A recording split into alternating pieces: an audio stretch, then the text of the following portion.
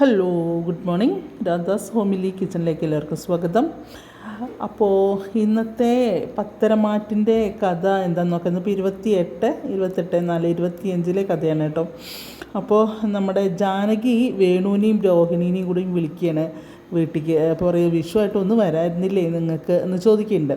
അപ്പോൾ പിന്നെ രേവതി നമ്മുടെ അനാമികയുടെ അമ്മ അപ്പോൾ പറയും, അല്ല ഞങ്ങൾ വരണമെന്ന് വിചാരിച്ചതായിരുന്നു. അപ്പോഴേക്കും വേണ്ടിയിരുന്നത് ബിസിനസ് മീറ്റിംഗ് എങ്ങനെയെന്നൊക്കെ പറയും.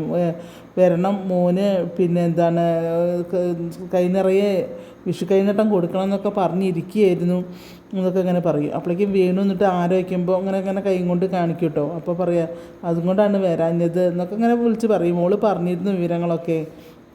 അപ്പോൾ പറയും, എന്തിനാ അവന് കൊടുക്കേണ്ടത്? നിങ്ങളൊരു കാറൊക്കെ അവന് വാങ്ങിക്കൊടുത്തതല്ലേ? നിങ്ങളെ നിങ്ങളുടെ മകളെയും സ്നേഹിക്കാത്ത അവനൊന്നും വാങ്ങിച്ചു കൊടുക്കേണ്ട, ഒന്നും കൊടുക്കേണ്ട ആവശ്യമൊന്നുമില്ല. അതിൻ്റെ പിന്നെ നിങ്ങൾക്ക് ഒന്നും അങ്ങോട്ട് വരായിരുന്നു അറിയാം. അപ്പോഴേക്കും പിന്നെ വേണു ഫോൺ വാങ്ങിക്കുകയാണ്. അപ്പോൾ പറയാം, ജാനകി ഞങ്ങൾ വരണമെന്ന് വിചാരിച്ചതാണ്, ചില പ്രശ്നങ്ങൾ കാരണമാണ് വരാതിരുന്നത് എന്നൊക്കെ പറയും. അപ്പോൾ പറയും, എന്താണ് പിന്നെ അതല്ല നിങ്ങളുടെ ട്രസ്റ്റിൽ മോളെ ഇതുവരെ നിങ്ങൾ ചേർത്തിട്ടില്ലല്ലോ എന്ന് പറയും. അപ്പോൾ പറയും, ഇല്ല ഇവിടെ മറ്റേ രണ്ട് മരുമക്കളെയും ചേർത്തിട്ടില്ല ട്രസ്റ്റിൽ എന്ന് പറയും. അപ്പോൾ അതല്ല, ഇപ്പോൾ ഈ അനിയുടെ പോക്ക് ഇങ്ങനെയാണെങ്കിൽ എൻ്റെ മോൾക്ക് എന്തെങ്കിലും ഒരു ഇത് വേണ്ടേ? അപ്പോൾ ആ ട്രസ്റ്റിലുണ്ടെങ്കിൽ പിന്നെ അതൊരു ബലമല്ലേ, എന്നാലല്ലേ ആ കുടുംബത്തിലെ ഒരു അംഗമാവുള്ളൂ എന്നൊക്കെ ഇങ്ങനെ വേണു പറയുകയാണ്. അപ്പോൾ പറയും, അത് നമുക്ക് ആലോചിക്കുന്ന കാര്യം തന്നെയാണ് ഞാൻ പറയാമെന്ന് പറയും. അല്ല, ഞങ്ങൾക്കൊന്നും കിട്ടാൻ വേണ്ടിയിട്ടൊന്നും അല്ല കേട്ടോ, ഞങ്ങൾക്കിട്ട് ആവശ്യമില്ല. പക്ഷേ എന്നാലും മോൾക്കൊരു ബലത്തിന് വേണ്ടിയിട്ട് മാത്രമാണ് ആ ട്രസ്റ്റിൽ ചേർക്കാൻ വേണ്ടി പറയുന്നത് പറയും. അപ്പോൾ പറയും, ഞാൻ സംസാരിക്കാമെന്നൊക്കെ പറയും. പിന്നെ അങ്ങനെ നിങ്ങളെന്തായാലും ഒന്ന് ഇറങ്ങും അറിയും. അപ്പോൾ പറയും, ഞാൻ വന്നാൽ ശരിയാവില്ല, കാരണം വന്നു കഴിഞ്ഞാൽ പിന്നെ അവിടെ നിന്ന് ഇറങ്ങാൻ വൈകുമെന്ന് പറയും. അപ്പോൾ അറിയാം, അതെന്താണെന്ന് ചോദിക്കാൻ, അല്ല അവിടെ വന്നു കഴിഞ്ഞാൽ പലപ്പോഴും വയറ് നാശമായിട്ടേ ഉള്ളൂ, അപ്പോൾ പിന്നെ അതും പ്രശ്നമാണ് പറയുമ്പോൾ ജാനകി ഇങ്ങനെ ചിരിക്കുകയാണ് കേട്ടോ. അപ്പോൾ പറയും, അതും കൊണ്ട് വരുന്നില്ല, ഇനിയിപ്പോൾ രേവതി വരികയാണെങ്കിൽ അവൾ വരട്ടെ എന്ന് പറയും. അപ്പോൾ ശരി എന്നാൽ അങ്ങനെ ആവട്ടെ എന്നൊക്കെ ഇങ്ങനെ പറയുകയാണ് ജാനകി കേട്ടോ. ഞങ്ങൾ സംസാരിക്കാം, ഞാൻ ഇവരോട് സംസാരിക്കാം, എന്താണ് ഇവരുടെ തീരുമാനം എന്നറിയില്ലല്ലോ ട്രസ്റ്റ് ചേർക്കണതേ.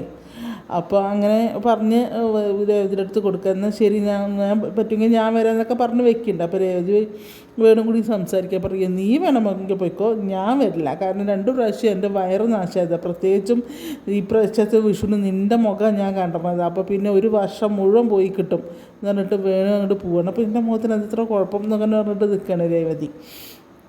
അത് കഴിഞ്ഞ് പിന്നെ നമ്മുടെ എന്താണ് ഇവിടെ നയനിയും നവ്യയും നന്ദുവിനെ ഇങ്ങനെ ഇത് പറയുന്നുണ്ട്. നന്ദുവിനെ സ്ക്രൂ കൊടുത്തുകൊണ്ടിരിക്കുന്നത് തന്നെയാണ്, പോകുമ്പോഴത്തെ കാര്യങ്ങളും എല്ലാവരും കൂടെ സംസാരിച്ചുകൊണ്ടിരിക്കുക. അപ്പോൾ പറയും, പിന്നെ നീ ഇനി പോയി കഴിഞ്ഞ് കഴിഞ്ഞാത്ത വിവരങ്ങളും ഒക്കെ പറയുകയാണ്. അപ്പം അനിയായിട്ട് ഇനി യാതൊരു കോണ്ടാക്ട്സും പാടില്ല അങ്ങനെ പറയും. എനിക്ക് അറിയാം ചേച്ചി എന്നൊക്കെ ഇങ്ങനെ പറയുക. അപ്പോൾ പറയും, നീ SI ആയിട്ട് വേണം, പിന്നെ എനിക്ക് ചിലരോടൊക്കെ ഒന്ന് പകരം ചോദിക്കാം എന്നിങ്ങനെ പറയുകയാണ് നമ്മളെ നവ്യ. അപ്പോൾ പറയും, അതാരേ ചേച്ചി എന്ന് വയ്ക്കുമ്പോൾ അത് ആരാന്ന് ഞാൻ പറയാം, എന്താണ് ഇവരെയല്ലേ അഭിയേട്ടൻ്റെ അമ്മയെ അറിയാം, അതന്നെ. അതേപോലെ അച്ഛന് പലിശയ്ക്ക് പൈസ കൊടുത്ത ഒരാളുണ്ട്, അയാൾ ഇതുപോലെ ഭയങ്കര ഉപദ്രവമായിരുന്നു, അച്ഛനും അമ്മയും ഒരുപാട് അയാൾക്കിട്ട് 2 കൊടുക്കണം എന്ന് പറയും. അപ്പോൾ പിന്നെ നന്ദു പറയും, ചേച്ചി അഭിയേട്ടൻ ആദർശേട്ടനോട് പറഞ്ഞിട്ട് എനിക്ക് ഇവിടെ തന്നെ പോസ്റ്റിംഗ് വാങ്ങി തന്നത്, ചില കാര്യങ്ങൾ എനിക്ക് തീർപ്പാക്കാനുണ്ട്, കാരണം മാല ഇപ്പോഴും നമ്മളാണ് ആ മാല എടുത്തതെന്നും പറഞ്ഞിരിക്കുകയാണ് അനാമികയുടെ വീട്ടുകാർ. അപ്പോൾ അതിനൊന്ന് തീർപ്പാക്കണം, അങ്ങനെ കുറച്ച് കാര്യങ്ങളുണ്ട് പുറത്ത് കൊണ്ടുവരാൻ. അതിന് വേണ്ടത് ആദ്യം അവൾക്ക് ആ ജോലി അവിടെ തന്നെ ഈ നാട്ടിൽ തന്നെ കിട്ടണം, എന്നാലേ അതൊക്കെ നടക്കുള്ളൂ എന്നൊക്കെ ഇങ്ങനെ എന്നോട് പറഞ്ഞുകൊണ്ടിരിക്കുകയാണ്. അപ്പോൾ പറയാം, അതെന്തോ ആവട്ടെ എന്നൊക്കെ ഇങ്ങനെ പറയുക. പിന്നെ നീ കഴിഞ്ഞ് വന്നു കഴിഞ്ഞാൽ നിൻ്റെ കല്യാണത്തിൻ്റെ കാര്യമൊക്കെ ഇങ്ങനെ സംസാരിക്കുകയാണ്. അപ്പോൾ പറയും, കല്യാണമൊന്നും എനിക്കിപ്പോൾ വേണ്ട, ഇപ്പോൾ എനിക്ക് കുറച്ച് കാര്യങ്ങളുണ്ട് ചെയ്യാൻ എന്നൊക്കെ ഇങ്ങനെ പറയുകയാണ് കേട്ടോ. അപ്പോൾ എന്തൊക്കെയായാലും ഇനി നീ ഒരിക്കലും അനിയെ കാണരുത്, നീ അനിയോട് അടുക്കും തോറും അനിയും അനാമികയും തമ്മിൽ അകന്നുകൊണ്ടിരിക്കുകയാണ്, അത് അവിടെ ഉള്ളവർക്ക് സഹിക്കാൻ പറ്റില്ല മോളെ, അതുകൊണ്ടാണ് നിന്നോട് പറയുന്നത് എന്നൊക്കെ ഇങ്ങനെ പറയും. അപ്പോൾ എനിക്കറിയാം നിനക്ക് വിഷമാണെന്നൊക്കെ എനിക്കറിയാം, പക്ഷെ നിവൃത്തിയില്ല എന്നൊക്കെ ഇങ്ങനെ പറയാണ്. അത് കഴിഞ്ഞ് ഇവരൊക്കെ പാടെ ചോറിനാനിരിക്കുകയാണ് കേട്ടോ. നയന, നവ്യ, നന്ദു, അമ്മ അച്ഛൻ ഒക്കെ ഇങ്ങനെ ചോറുക്കുക. അപ്പോൾ നമ്മുടെ കനക കരയുണ്ട്. അപ്പോൾ പറയും എൻ്റെ മോള് നാളെ പോവല്ലേ, എൻ്റെ മോൾക്ക് ഞാനൊരു ഉരുള ചോറ് വാരി കൊടുക്കട്ടെ എന്നൊക്കെ ഇങ്ങനെ സങ്കടപ്പെട്ടിട്ട് ചോറുരുളൊക്കെ വാരി കൊടുക്കണ്ട. അപ്പോൾ പറയും എന്നാൽ പിന്നെ ഞാനും കൊടുക്കാം എൻ്റെ മോൾക്ക് ഒരു ഉരുള പറഞ്ഞിട്ട് ഗോവിന്ദനും കൊടുക്കണം. അപ്പോൾ പറയും പിന്നെ ഞങ്ങളെന്തിനാ നോക്കിയിരിക്കുന്നത്, ഞങ്ങളും കൊടുക്കാറുണ്ട്. അതിലെല്ലാവരും കൂടെ അവൾക്ക് ചോറൊക്കെ വാരി കൊടുക്കുകയാണ്. വീട്ടിലെ ചെല്ല കുട്ടിയാണല്ലോ. അപ്പോൾ പറയും പിന്നെ എനിക്കിപ്പോൾ തന്നെ വയറ് നിറഞ്ഞു, അച്ഛനും അമ്മയും ഭക്ഷണം തന്നപ്പോൾ തന്നെ എൻ്റെ വയറ് നിറഞ്ഞു എന്നൊക്കെ പറയും. എനിക്ക് മതിയറിയും. നീ മതിയാക്കണമെങ്കിൽ ഞങ്ങൾ മതിയാക്കുമെന്ന് പറയും. അപ്പോൾ അറിയാം എന്നാൽ ഞാൻ കഴിക്കാമെന്ന് പറഞ്ഞിട്ട് പിന്നെ അവിടെ ഇരുന്ന് തന്നെ കഴിക്കും. പറയും മോളെ നീ ഇനി ഒരിക്കലും അനിയെ കാണല്ലേ കേട്ടോ, നമ്മൾ പിന്നെ എന്താണ് ആദർശിൻ്റെ അമ്മയ്ക്ക് കൊടുത്ത പിന്നെ നമ്മൾ ഒരു വാക്കാണത്, മാറ്റരുത് എന്നൊക്കെ ഇങ്ങനെ പറയാണ് എല്ലാവരും കൂടി ഇരുന്നിട്ട്. ഇത് മാത്രമേ ഉള്ളൂ ഈ പതരമാറ്റിലുള്ള കഥ. ഈ അനി നന്ദു അത് മാത്രമേ ഉള്ളൂ. ഇതിങ്ങനെ കേട്ടിട്ട് അപ്പോൾ അത് കഴിഞ്ഞ് അപ്പോൾ അങ്ങനെ പറയാം, അമ്മേ ഞാനിന്ന് ഡിന്നറിന് പോട്ടെ, എൻ്റെ ഫ്രണ്ട്സൊക്കെ കൂടെ വിളിച്ചിട്ടുണ്ട്, ഞാൻ പോട്ടെ വയ്ക്കുമ്പോൾ പറയും പോണ്ട ഞങ്ങൾക്ക് കുറച്ച് സമയം കൂടി ഞങ്ങൾ കൂടുള്ളൂ, ഡിന്നറിന് കൂട്ടുകാരോടെ പോയി കഴിഞ്ഞാൽ പിന്നെ ഒരു നേരമാവും വരാൻ എന്ന് പറയും. അപ്പോൾ നയന ചോദിക്കും അനിയുണ്ടോ എന്ന് ചോദിക്കും. അപ്പോൾ പറയും ഇല്ല അറിയും. എന്നെ ഞങ്ങൾക്ക് വിശ്വാസമല്ല, കാരണം അനി ഇല്ല പറഞ്ഞാലും അനി വരും, അനിയാണ് ആൾ, അവൻ നീ ചെന്നില്ലെങ്കിൽ നിൻ്റെ പിറകെ വരും, അതുകൊണ്ട് നീ പോണ്ട എന്നറിയും. അപ്പോൾ അവൾക്ക് ആകെ വിഷമാവും. അപ്പോൾ പറയും അതല്ല പിന്നെ അനി വരുന്നില്ല അമ്മേ, ഞാൻ മാത്രമേ ഉള്ളൂ അറിയും. വേണ്ട മോളെ നീ പോണ്ട ഇനി അന്നെ നീ പോയിട്ട് ആകെ പ്രശ്നമായതാണ്, ഇനി അതിൻ്റെ മുകളിൽ നീ പിന്നെ ഇതൊക്കെ നിൽക്കല്ലേ, ഇനി ഞങ്ങൾ പറഞ്ഞത് അനുസരിക്കുക, ഈ ഒരു കാര്യത്തിൽ മാത്രം നീ എന്താ അനുസരിക്കരുത്, നീ സ്മാർട്ടായ കുട്ടിയാണ്, നീ എന്താ ഇങ്ങനെ എന്നൊക്കെ ചോദിക്കുകയാണ്. അപ്പോൾ പറയും പിന്നെ അതല്ല, അപ്പോൾ അവൾക്ക് ആകെ വിഷമാവുകയാണ്. അപ്പോൾ പറയുന്നത് എനിക്ക് മതി എന്ന് പറഞ്ഞിട്ട് കൈയും കഴുകി എഴുന്നേറ്റ് പോവുകയാണ് കേട്ടോ. അപ്പോൾ പിന്നെ അവരിങ്ങനെ മുഖത്തോട് നോക്കുകയാണ് എല്ലാവരും കൂടെ. അവൾ ചോറ് മതിയാക്കി എഴുന്നേറ്റ് പോകുന്നുണ്ട്. അത് കഴിഞ്ഞ് ഇങ്ങനെ റൂമിലിങ്ങനെ പോയി ഇങ്ങനെ കിടക്കുക. കാരണം ഇനിയിപ്പോൾ അവരോട് ചെല്ലാമെന്ന് മറ്റോ പറഞ്ഞിട്ടുണ്ട് തോന്നുന്നു. ആ പെണ്ണാണെങ്കിൽ എത്ര പറഞ്ഞാലും അങ്ങോട്ട് പറഞ്ഞു കൊടുത്താലും മനസ്സിലാവാത്തൊരു ക്യാരക്ടർ. അപ്പോൾ അത് കഴിഞ്ഞിട്ട് ഗോവിന്ദനും കനകയും കൂടി 2 കവറൊക്കെ ആയിട്ട് വരികയാണ്. അപ്പോൾ മോളെ എന്നൊന്ന് വിളിക്കുമ്പോൾ അവൾ അതിങ്ങനെ നോക്കും. അപ്പോൾ എന്താ അച്ഛായ്ക്കും അച്ഛനും അമ്മയും കൂടി ഒരു ഗിഫ്റ്റായിട്ട് അതിലൊരു മോൾക്ക് വേണ്ടി ഞാനെടുത്ത കുറച്ച് ഡ്രസ്സുകളാണെന്ന് പറയും. ഇപ്പോൾ എന്തിനച്ചായി കാശില്ലാത്തടത്ത് ഇങ്ങനെ ചെയ്യാമെന്ന് പറഞ്ഞു. കാശൊക്കെ ഉണ്ട് മോളെ, അതല്ല മോളെ അവിടെ പോയിട്ട് നല്ല നല്ല ഡ്രസ്സുകൾ ഇടണം, അതാണ് എനിക്കിഷ്ടം എന്നൊക്കെ ഇങ്ങനെ പറയാം. അപ്പോൾ ഒന്നിനും ഒരു ബുദ്ധിമുട്ടും വരരുത് എന്നൊക്കെ പറയും. സത്യത്തിൽ മോളെ പറഞ്ഞാൽ എനിക്ക് ഒട്ടും താല്പര്യമില്ല എന്ന് പറയുകയാണ് കനക.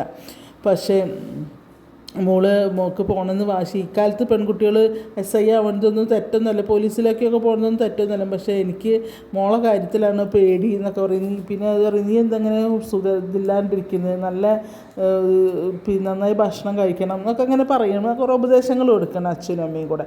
മോൾ തിരിച്ച് വന്നിട്ട് മോൾക്ക് നല്ലൊരു കല്യാണം ആലോചിക്കണം, നല്ലൊരു പയ്യനെയും കൊണ്ട് എന്ന് പറയുമ്പോൾ എനിക്കിപ്പോൾ കല്യാണം വേണ്ട അമ്മേ, കാരണം എൻ്റെ ജോലിയും കല്യാണവും ജീവിതവും നടക്കില്ല, ഒന്നിച്ച് പോവില്ല എന്നൊക്കെ പറയും. പിന്നെ അച്ഛൻ ഒരു കാര്യം ചെയ്യണം, അച്ഛൻ ഈ പണി കുറയ്ക്കണം. പിന്നെ മാത്രമല്ല ഞാൻ ജോലി കഴിഞ്ഞ് ഞാൻ മാസം ഞാനൊരു എമൗണ്ട് തരാം. അപ്പോൾ നയന പറയുന്നുണ്ട് കേട്ടോ, അതിൻ്റെ ഇടയ്ക്ക് ഭക്ഷണം കഴിച്ചുകൊണ്ടിരിക്കുമ്പോൾ നയനയും പറയുന്നുണ്ട് ഞാനും കൊടുക്കും, നീ എന്തിനാണ് കൊടുക്കുന്നത്, ഞാൻ കൊടുക്കില്ലേ അച്ഛന് പൈസ, അച്ഛൻ പക്ഷെ വേണ്ട എന്ന് പറഞ്ഞിട്ടല്ലേന്ന്. അപ്പോൾ നവ്യ അറിയണ്ടേ എൻ്റെ കയ്യിലൊന്നും കൊടുക്കാനില്ല എന്നറിയാം.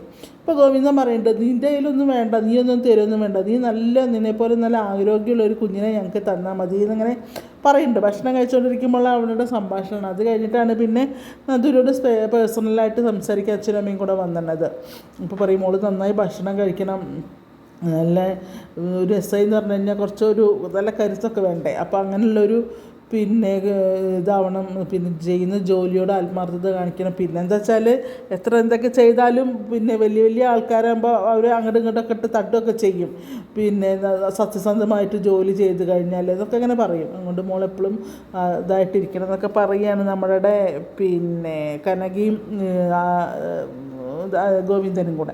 അത് കഴിഞ്ഞിട്ട് അവരിങ്ങോട്ട് പോരുകയാണ് കേട്ടോ.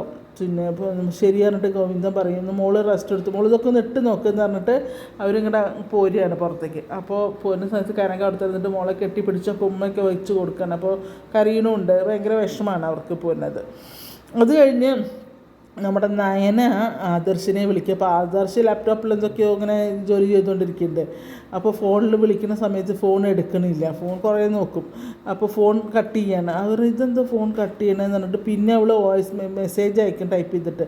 അപ്പോൾ എന്താ ഫോൺ എടുക്കാത്ത ചോദിക്കുമ്പോൾ അതിന് റിപ്ലൈ കൊടുക്കില്ല. അപ്പോൾ ആകെ വിഷമം, ഇതെന്ത് പറ്റി എൻ്റെ ഭർത്താവിന് നാളെ അവൾ എന്ത് പോവല്ലേ, സാധാരണ അങ്ങനെ പോവുകയാണെങ്കിൽ ഇന്ന് വരേണ്ടതാണല്ലോ, ഇതെന്താ വരാത്തത് എന്നിങ്ങനെ പറഞ്ഞിരിക്കുകയാണേ.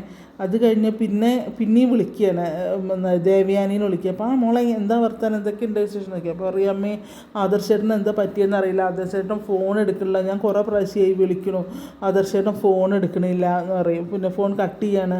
എന്താ പറ്റിയമ്മേ, നാളെ നന്ദു പോണതല്ലേ, ഇന്ന് വരേണ്ടതാണ് ഇങ്ങോട്ട്, എന്നിട്ട് ആദർശേട്ടൻ വന്നില്ല വരാമെന്ന് പറഞ്ഞിട്ട്, ആദർശേട്ടന് എന്തോ പറ്റിയിട്ടുണ്ടമ്മേ എന്നൊക്കെ പറയും. ഒന്നുമില്ല മോനെ, ഞാനും ശ്രദ്ധിക്കുന്നുണ്ട്, എന്തോ അവനാകപ്പെട്ട ഒരു വിഷമം പോലെ ഉണ്ട്, പക്ഷേ വേറെ കുഴപ്പങ്ങളൊന്നുമില്ല, എന്തായാലും ഞാനൊന്ന് നോക്കട്ടെ എന്ന് പറയും. അപ്പോൾ അമ്മ എനിക്കൊക്കെ വിഷമം വേണമെന്നൊക്കെ ഇങ്ങനെ പറയും നയന.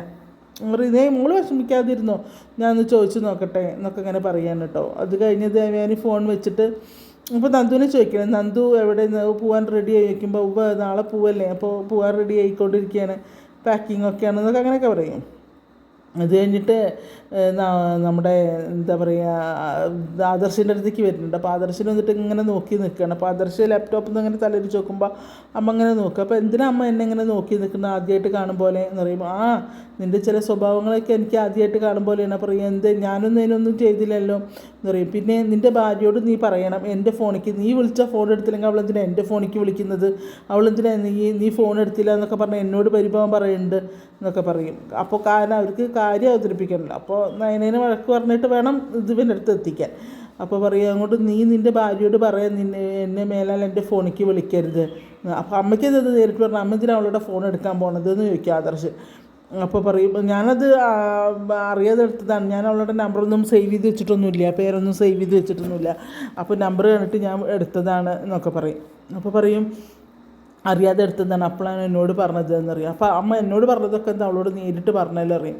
അപ്പോൾ പറയും നേരിട്ട് പറയാൻ എനിക്ക് അറിയാഞ്ഞിട്ടൊന്നുമല്ല, ഇനിയിപ്പോൾ ഞാനെന്തെങ്കിലും പറഞ്ഞു കഴിഞ്ഞാൽ അതൊരു പ്രശ്നമാവുള്ളൂ എന്നറിയാം. അപ്പോൾ പറയും നീ എന്താ അങ്ങോട്ട് ചെല്ലാത്തതെന്നാണ് പറഞ്ഞത് അറിയാം, ഞാൻ പോകുന്നൊന്നുമില്ല, പിന്നെ അവളവിടെ നിൽക്കട്ടെ, പിന്നെ എനിക്ക് ഉറക്കല്ല എന്ന് പറഞ്ഞാൽ അമ്മ ഇവിടെ ആരോടും പറഞ്ഞു നടക്കൊന്നും വേണ്ട, എനിക്ക് നല്ല ഉറക്കമൊക്കെ കിട്ടുന്നുണ്ട്, അവളില്ലാത്തതുകൊണ്ട് എനിക്ക് ഉറക്കല്ലെന്നൊന്നും ആരോടും പറഞ്ഞു നടക്കുകയൊന്നും വേണ്ട എന്നൊക്കെ ഇങ്ങനെ പറയുകയാണ് ആദർശ്. അപ്പോൾ പറയും നീ എന്താ ഇങ്ങനെയൊക്കെ സംസാരിക്കുന്നത് എന്നറിയും. അപ്പോൾ പറയും നിനക്ക് ഇവിടെ എന്തൊക്കെയോ കുഴപ്പങ്ങളുണ്ട് എന്നറിയും. ഇവിടെ എന്തൊക്കെയോ കുഴപ്പങ്ങളുണ്ടെന്ന് എനിക്കും തോന്നി തുടങ്ങിയിട്ടുണ്ട് എന്നിങ്ങനെ ആദർശ് പറയുകയാണ് കേട്ടോ. അത് കഴിഞ്ഞ് എനിക്ക് മാത്രമല്ല അമ്മയ്ക്കും ചില കുഴപ്പങ്ങളൊക്കെ ഉണ്ട്, എല്ലാവർക്കും ഇവിടെ കുഴപ്പങ്ങളേ ഉള്ളൂ എന്നൊക്കെ ഇങ്ങനെ ആദർശ് പറയുന്നുണ്ട്. അപ്പോൾ എന്താണ് നമ്മുടെ ദേവയാനിക്കൊന്നും പറയാൻ നിവർത്തില്ല, കാരണം ഒരു സംശയമുണ്ട്, ആദർശ് പിന്നെ ആകെ വിവരങ്ങളൊക്കെ അറിഞ്ഞോ എന്നുള്ളൊരു സംശയമുണ്ട്. അപ്പോൾ ആകെപ്പാടെ കൺഫ്യൂഷൻ അടിച്ചിരിക്കുകയാണ് നമ്മളുടെ ദേവയാനി. കാരണം അവർക്ക് സത്യം പറഞ്ഞാൽ മതിയായിരുന്നു, ഞാനിപ്പോൾ മരുമകളും അമ്മായിയമ്മയും തമ്മിൽ വഴക്കൊന്നുമില്ല, സ്നേഹത്തിലാണെന്നുള്ള സത്യം പറഞ്ഞാൽ മതിയായിരുന്നു. അവരാണെങ്കിൽ അത് പറയണമില്ല, അതൊക്കെയാണ് പ്രശ്നം. അപ്പോൾ എന്തായാലും ഇന്നത്തെ എപ്പിസോഡ് ആരും മിസ് ചെയ്യാതെ കാണുക. പിന്നെ കഥയാണ്, കുറേ മിസ്റ്റേക്കുകൾ വന്നിട്ടുണ്ട്, അതുകൊണ്ട് ക്ഷമിക്കണം. പിന്നെ ഡയലോഗുകളൊന്നും അതുപോലെ നല്ല എടുത്ത് പറയണമെങ്കിലും കുറച്ചൊക്കെ ഞാൻ ശ്രമിക്കുന്നുണ്ട്, അതുകൊണ്ട് കുറേ മിസ്റ്റേക്കുകളുണ്ട്, ക്ഷമിക്കുക. അതുപോലെ എൻ്റെ രാധാസ്വാമി കിച്ചൺ ആദ്യമായിട്ട് കാണുന്നവരൊന്ന് സബ്സ്ക്രൈബ് ചെയ്യുക പ്ലീസ്. അതുപോലെ എല്ലാവർക്കും ശുഭദിനം, നല്ലൊരു ദിവസം ആശംസിക്കുന്നു. എല്ലാവർക്കും നന്മ നിറഞ്ഞൊരു ദിവസം